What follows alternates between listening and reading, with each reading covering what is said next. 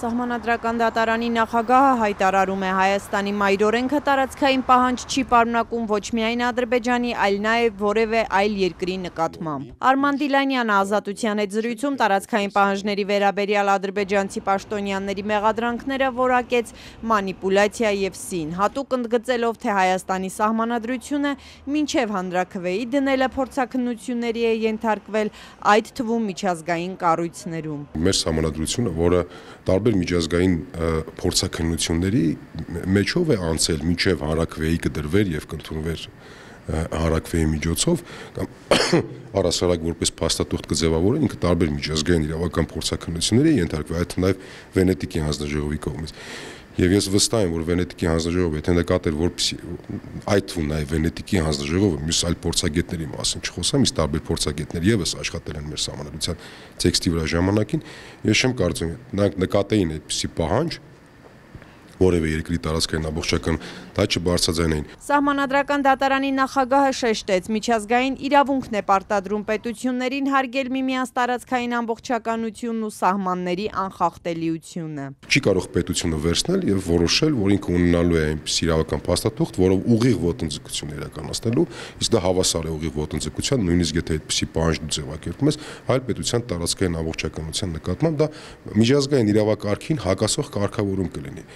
Եվ ես համոզված եմ, որ մեր սահմանադրությունն էլ չունի այդպիսին։ Բաքուն խաղաղության պայմանագիրը ստորագրելուց առաջ պահանջում է, որ փոխվի Հայաստանի սահմանադրությունը եւ նախաբանից հեռացվի հղումը անկախության հռչակագրին, որտեղ Հայաստանի եւ Լեռնային Ղարաբաղի միավորման մասին հիշատակում կա։ Ամիսներ առաջ, երբ սահմանադրական դատարանը քննում էր սահմանազատման հանձնաժողովների կանոնակարգի սահմանադրականության հարցը, որոշել էր անկախության հռչակագրի միայն այն դրույթներն ունեն սահմանադրության նորմի ուժ, որոնք հռչակագրից տեղափոխվել են սահմանադրություն։ Այսօր բարձր դատարանի նախագահը ընդգծեց, սահմանադրության նախաբանը հռչակագրի մաս չէ։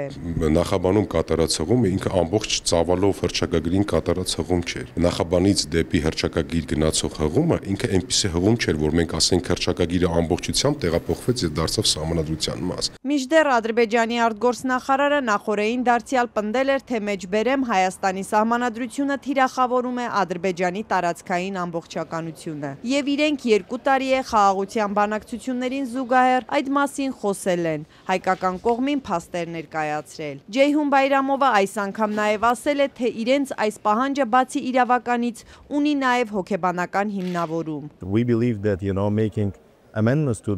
Մենք կարծում ենք, որ հանրաքվեով սահմանադրությունը փոխելը նշան է, ինչ-որ առումով հաստատում, որ հարևանների հանդեպ տևական ժամանակ շարունակված ագրեսիվ քաղաքականությունից հետո հայաստանյան հասարակությունը իրականում հասկանում է, որ դա սխալ քաղաքականություն էր։ Արդարադատության նախարարությունը այժմ նոր սահմանադրություն է գրում, թե ինչ հիմնական փոփոխություններ են նախատեսվում դեռ հայտնի չէ, բայց վարչապետը արդեն ասել է իր կարծիքը։ Նոր սահմանադրության տեքստում չպետք է լինի հղում անկախության հռչակագրին, բայց էլի ուզում եմ ասել, որոշողը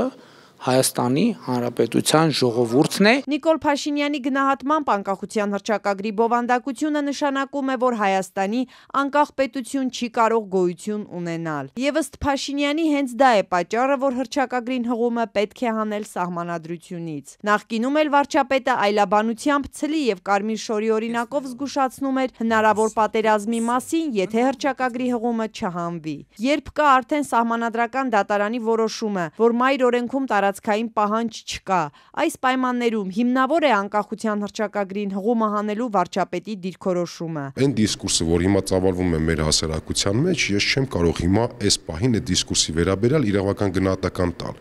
որովհետև դրանք իրենց էության մեջ ինչ որ առումով իրավական են, ինչ որ առումով քաղաքական են։ Եվ ես չեմ կարող այս պահին պատկերացնել, թե այս դիսկուրսի արդյունքում ինչպիսի իրավական փաստաթուղթ կծնվի ապագայում։ Սահմանադրական դատարանի նախագահը այսօր չհամաձայնեց նոր սահմանադրություն ունենալու վարչապետի գլխավոր հիմնավորման հետ, թե Հայաստանի բոլոր սահմանադրությունները լեգիտիմության խնդիր ունեն։ Մենք չենք կարող որևէ վարքյան, որևէ ակնթարթ կասկածի տակ դնել այն սահմանադրությունը, որի պաշտպանության ենք մենք կոչված։